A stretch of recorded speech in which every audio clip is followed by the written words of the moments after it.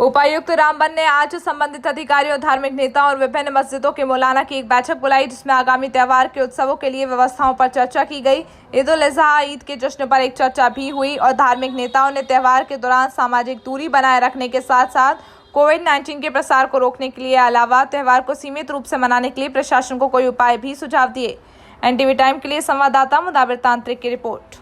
रामबन जिले में आज ईद उल अजहा के मौके पे उसके अरेंजमेंट्स को लेके एक अहम मीटिंग हमने ऑर्गेनाइज की। यहाँ जो रिलीजियस लीडर्स थे, इमाम्स थे जो यहाँ हमारे रामबन जोन के, उनको हमने बुलाया था और उनके साथ डिस्कशन करके हमने डिस्कस किया कि कोविड की मद्देनज़र रखते हुए जो ये कुर्बानी वाली ईद है, इसको किस तरह सेलिब्रेट किया जाएगा, सोशल डिस्टेंसिंग मेंटेन कैसे करवाई जाएगी और लोगों को डिस्ट्रीब्यूशन ऑफ जो मटन होता है उसको लेके क्या क्या स्टेप्स उठाने पड़ेंगे, क्या क्या कदम हमें डिफरेंटली उठाने पड़ेंगे। तो आज हमने वो अहम मीटिंग कर ली है और थोड़ी ही देर में एक सर्कुलर भी हम जारी करेंगे, जिससे क्लियर हो जाएगा लोगों को कि किस तरह ये सेलिब्रेट करना है।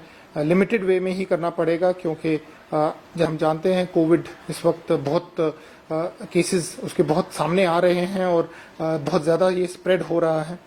तो लोगों से ये अपील हम करेंगे कि सोशल डिस्टेंस मेंटेन करके ही इस फेस्टिवल को ऑब्जर्व किया जाए।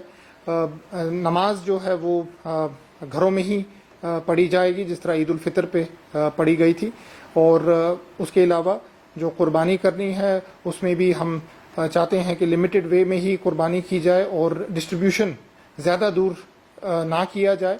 जैसा कि ईद के साथ वाबस्ता होते हैं, फूड एंड सप्लाईज वालों को भी मैंने हदायत दे दी है कि जितना भी एलपीजी है या बाकी जो सप्लाईज राशन की जो लोगों को मिलना होता है, उसका पूरा हमने स्टॉक पोजीशन ली है। स्टॉक पोजीशन हमारी ठीक है और वो सप्लाईज कर दी जाएंगी टाइम पे।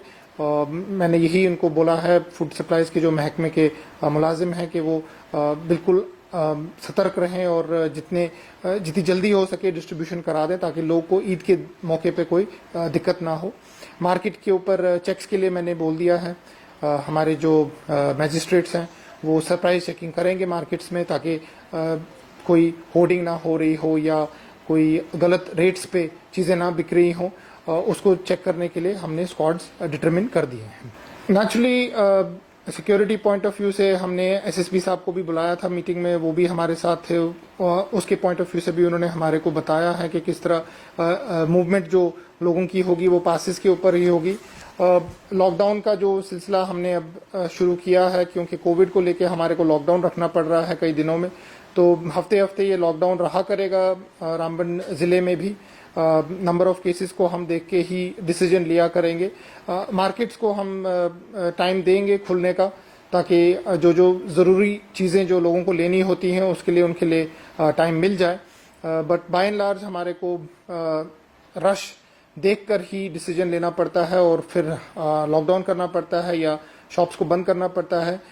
लोग अगर सोशल डिस्टेंसिंग और अपना मास्क पहनना शुरू कर दें और एक दूसरे के करीब ज़्यादा ना आए, तो it will be possible for us to keep markets open for longer.